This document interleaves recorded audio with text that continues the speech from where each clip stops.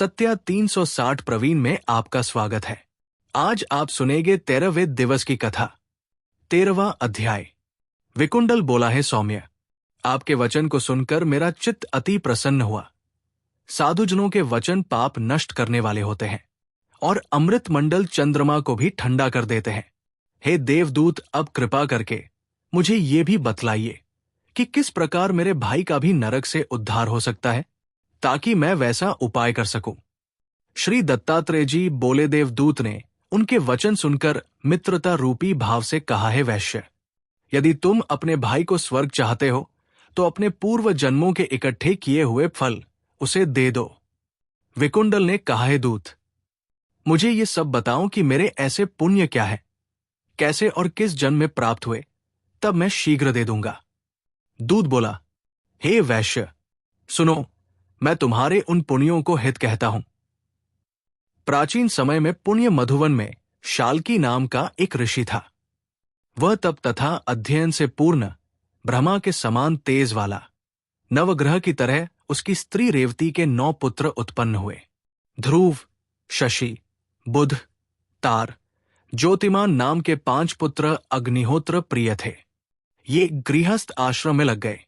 निर्मोह, जितमय, ध्यानिष्ठ और गुणातग, ये चारों संन्यास लेकर बिना विवाह किए जंगल में रहने लगे।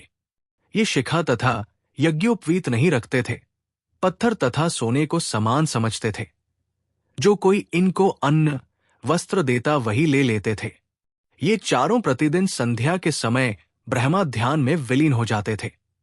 उन्होंने अपने तप के बल से गर्मी, सर्दी, भूख, प्यास, निद्रा आदि सभी पर पूर्ण अधिकार पा लिया था और विष्णु रूप से समस्त संसार को देखते हुए शांत और आनंद भाव से पृथ्वी पर घूमते थे। इसी प्रकार 8वें जन्म में तुम मध्य देश में सपरिवार रहते थे।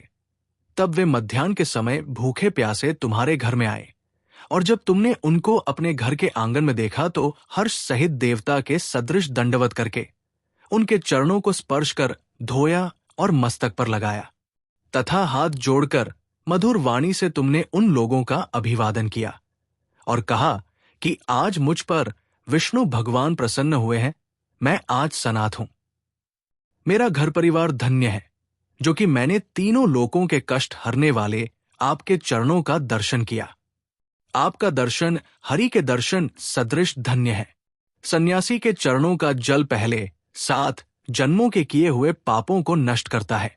गंध, अक्षत, पुष्प, धूप तथा नीराजन संस्कार किए हुए रत्नों से पूजन कर तुमने इन सन्यासियों को भोजन कराया।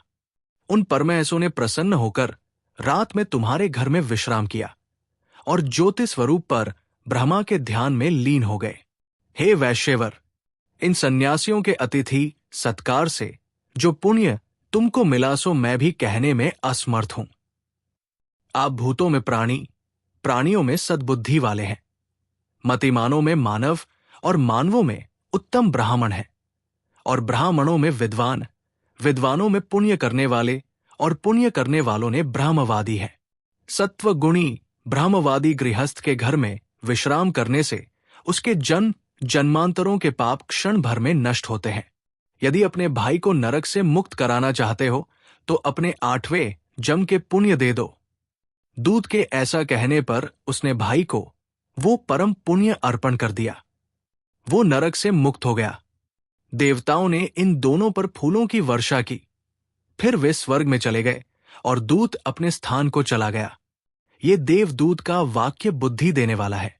हे राजन, इस इतिहास को जो कोई पढ़ता या सुनता है वो 1000 गौ दान का फल प्राप्त करता है।